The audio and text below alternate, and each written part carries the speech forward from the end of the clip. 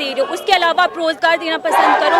आप फ्री में 1500 दे रहे हो और अब आप बोल रहे हो कि वो मैं नहीं दूंगा, तो ये क्या बात हुई? आर्थिक स्थिति यहाँ कहाँ जा रही है? तो you have to focus on that, ना कि ये कि आर्थिक स्थिति सही नहीं चली है। कहाँ से हो आप और आपको कितना समय हो गया तैयारियां करते हुए और कितना डिमोरलाइज होते हैं? यस, इट्स बहुत ज़्यादा डिमोटिवेट फील करते हो आप जब आपको दिखता है कि भर्तियाँ नहीं निकल रही है। और मुझे 1 साल हो चुका है। नहीं, अगर आप मुझसे कहो तो my family is very supportive, तो मुझे घर से ऐसा कोई इशू है नहीं। बट इट्स फील कि जब आपको सपोर्ट किया जा रहा है और फिर भी पोस्टें नहीं निकल रही है तो it's too demotivated. It's thank you. Ma'am, मेरा नाम श्रुति भारद्वाज है एंड मैं एक छात्रा हूँ, मैं स्टूडेंट हूँ, मैं पढ़ाई कर रही हूँ। सबसे पहले मैं ये क्लैरिफाई करना चाहती हूँ कि इस आंदोलन को सरकार के खिलाफ ना देखा जाए। ये जो आंदोलन है, हमने सरकार को इलेक्ट किया है, हमने वोट किया है, वो हमारी सरकार है। बस वो हमारी बातों को समझे, हमारी मांगों को समझे, हमें इस काबिल समझे कि हमारी बात सुनी जाए। मांगे ये है कि जो भर्तियां हैं वो रेगुलर निकलनी चाहिए, जो आउटसोर्स भर्तियां हो रही है वो नहीं होनी चाहिए। एंड क्योंकि हम दिन रात मेहनत कर रहे हैं, तैयारी कर रहे हैं, तो एज अ स्टूडेंट हम ये चाहते हैं कि हमारी गवर्नमेंट हमें सपोर्ट करे। हम डीमोटिवेट फील करें, हमें गाइड करे, रिस्पॉन्सिबल लीडर्स जो है वो आगे आए, हमसे बात करें, हमारी मांगों को सुने, जो 8 मांगे हमने रखी है। और दूसरी बात, जो ये पेपर में आजकल चीटिंग और धांधली चल रही है, ये नहीं होनी चाहिए। ये मेरी सरकार से एक युवा छात्रा होने के नाते ये मेरी हाथ जोड़कर विनती है कि ऐसा नहीं होना चाहिए।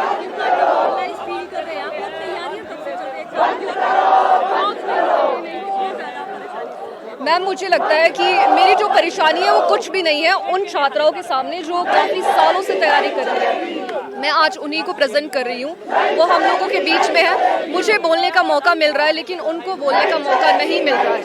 ज़रूरी नहीं है कि सब सामने आए और सब अपनी बात रखें, तो उनके बिहाफ पे मैं यही बात रखूँगी कि वो काफ़ी टाइम से तैयारी कर रहे हैं, बहुत फ्रस्ट्रेटेड है, बहुत डिमोटिवेटेड है। बिकॉज हम इंतज़ार कर रहे हैं कि भर्तियाँ निकलेगी, एग्ज़ाम्स निकलेंगे, लेकिन अभी तक उनको एग्ज़ाम में बैठने के मौके नहीं मिले।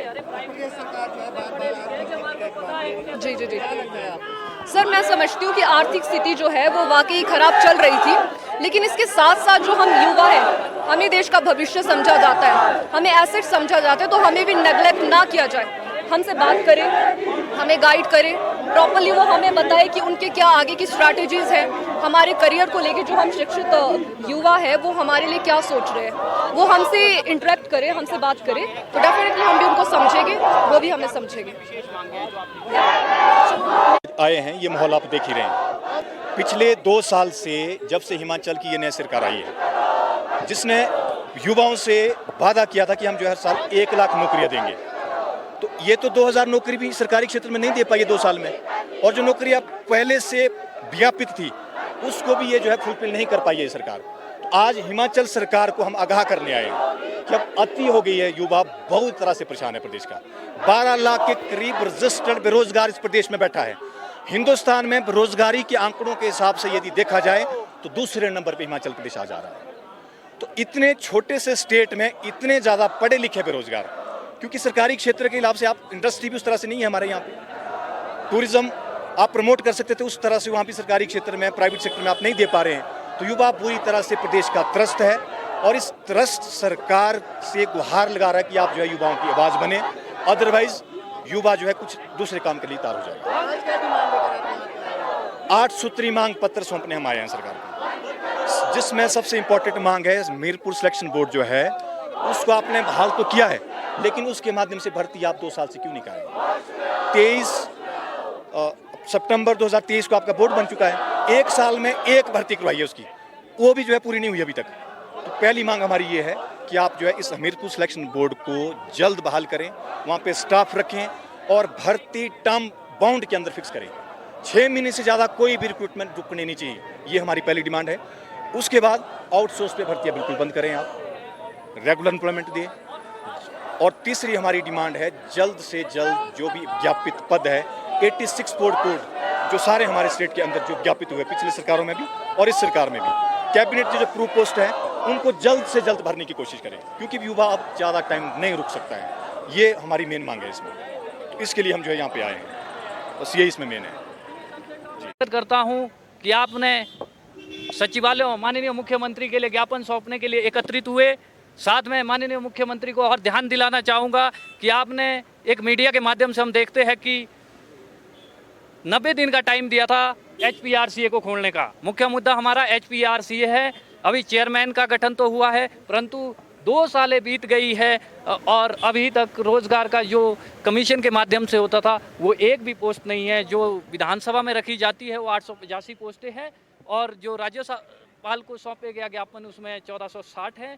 इस तरीके से आज तक का जो ब्यौरा है, बाकी हमने 8 सूत्री मांग पत्र दी है, उसमें अनेक प्रकार की डिमांडें रखी है। फिलहाल हम शांतिपूर्वक जा रहे हैं और माननीय मुख्यमंत्री को अपना ज्ञापन सौंपेंगे। अब माननीय मुख्यमंत्री किस तरीके से हमारी भावनाओं को समझते हैं वो अब देखना बाकी है।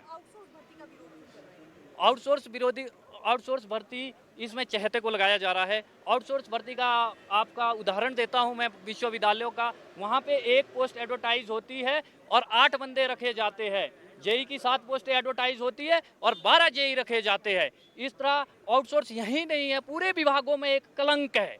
ये जो चहेते होते हैं इनको एकदम अंदर करते हैं। अब तो आउटसोर्स में आजकल इन्होंने जो एक हिमाचल प्रदेश इलेक्ट्रिक कॉरपोरेशन खोला है, उसके तहत 10 कंपनियां बुला दी है। 10 कंपनियां टेंडर लेंगे और टेंडर से जो चाहते होंगे उनके डीओ नोट के थ्रू निकालेंगे। जब हिमाचल प्रदेश में सैंक्शन जो पोस्टें हैं उसके नियम अनुसार जो R&P रूल होते हैं उससे भर्ती करो। इनके द्वारा तो R&P रूल तो दूर, जो रिटायरी भी हो रहे हैं उनको भी वापसी रखा जा रहा है क्योंकि वो उनके चाहते हैं। इसलिए आज बेरोजगारों को अपनी आवाज़ के लिए सचिवालय आना पड़ा। राज्य चयन आयोग फंक्शनल नहीं हो पाया, फिलहाल क्यों इतनी ज्यादा देरी हुई, क्या कारण आपको नजर आ रहा है? राज्य चयन आयोग एक मुख्यमंत्री की सोची समझी साजिश है, क्योंकि जो राज्य चयन आयोग है पहले कर्मचारी चयन आयोग होता था। सिर्फ नाम में परिवर्तन हुआ, ढांचा वही है और सरकार अलग है। अगर आपने परिवर्तन करना ही था, भर्तियां तो लागू शानन कमेटी की गठन किया, उसमें पैसा खर्च किया, बाद में अब फंक्शनिंग करना शुरू कर रहे हैं धीरे धीरे। 2.5 साल बीत गए, क्या 2.5 साल मुख्यमंत्री और चाहते हैं फंक्शनल करने के लिए? 2.5 साल में कोई भर्ती नहीं हो पाई है क्योंकि कैबिनेट में तो काफी हमारे साथ जो रिकॉर्ड मिला है, कैबिनेट में 6500 पोस्टें अप्रूव हुई है। ये कैबिनेट जुंगा कैबिनेट है, इसमें पोस्टें सिर्फ समाचार में दिखती है, बाकी धरातल पे एक भी पोस्ट मुख्यमंत्री बताए कि कहाँ किस कमीशन से एडवर्टाइज की है। ये तो आउटसोर्स पे डॉक्टर नर्स रख रहे हैं, एडवर्टाइज की तो बात ही नहीं होती। मेरा नाम पवन कुमार नेगी है। हम लोग पीछे फिजिकल एजुकेशन वाला हूँ मैं, तो हम लोग पीछे भी रैली किए थे, उसमें भी हमारे 1000-1200 लोग थे। और आज स्थिति ये हो गई, देखो आज तक तो फिजिकल वाले ही रो रहे थे, तो आज आप लोग देखते हैं ये ऑल हिमाचल में जो भी अलग अलग से सब्जेक्ट की पढ़ाई कर रहे हैं वो सब लोग रो रहे हैं। और आज वही ये तो यूनिवर्सिटियों से, यहाँ पे जो लाइब्रेरीज है वहाँ से उठ के आए हैं बेचारे। और इतना ये स्थिति हो गई, देखो ये बाहर से आउटसोर्स भर रहे हैं। क्या जरूरत हो गई आउटसोर्स भरने की? इन लोगों ने आउटसोर्स से इतना पैसा मिलेगा जितना इन्होंने आज तक पढ़ाई में लगाया वो पैसा भी पूरा नहीं होगा पूरी जिंदगी में। तो हम सरकार से गुजारिश करते हैं, और इन लोगों को ले रहे हैं जो रिटायर्ड है, जो ऑलरेडी रिटायर है, उनको लगा रहे हैं 2-2, 3-3 साल के लिए। ऐसा क्यों कर रहे हैं? जो ये लोग हैं, न्यू जनरेशन है, ये लोग कब जाएंगे? इन लोगों के लिए मतलब क्या सोच क्या रही है सरकार? अभी देखो स्थिति ये हो गई, हिमाचल प्रदेश में हर आदमी आज रो रहा है, जूझ रहा है इस स्थिति से कि हो क्या रहा है। एम्प्लॉयज परेशान है, पेंशनर परेशान है, जो भी पूछेगा वही सिर पकड़ के बैठता है कि ये सुख की सरकार नहीं है, ये तो दुख की सरकार है। सुखू सरकार नहीं है, ये दुखू सरकार है। स्थिति ये हो गई, आप हालात देखिए। आज जो इन लोगों को पिछले 3-3, 4-4, 5-5 सालों से लाइब्रेरियों में बैठे हैं, बेरोजगार लोग हैं, क्या करेंगे ये? आज सरकार सोच ही नहीं रही और प्लानिंग बना रही है आउटसोर्स से भरेंगे। लोग तो मजबूर है, क्या करेंगे और किसके आगे गिड़गिड़ाएंगे? लेकिन जब वोट मांगते थे तब तो साफ बोलते थे हम 1 साल के अंदर 1 लाख भर्ती करेंगे। आज पूछेंगे तो तब बोलते इतनी तो जनसंख्या भी नहीं बनती हमारी। तो ये इन लोगों का किस तरह का झोल पोल है? या तो आप पहले ही क्लियर करके सरकार में आप ऐसे आते हैं, इतने जुमले देते हैं कि मतलब सरकार बन जाए, उसके बाद आप सब कुछ भूल जाते हैं कि करना क्या है। ये स्थिति है आज। तो आज बेरोजगार उतर गए हैं ग्राउंड में, और ये स्थिति रही तो दिन प्रतिदिन आक्रोश बढ़ता जाएगा। हमें बताया है, हम फिजिकल वाले हमें बताया नवंबर से स्टार्ट करेंगे, ठीक है, हम इंतजार कर रहे हैं, वो नवंबर भी आएगा, फिर देखते हैं क्या स्थिति रहती है। ये हालात है आज हिमाचल प्रदेश में। जय हिंद, धन्यवाद सर।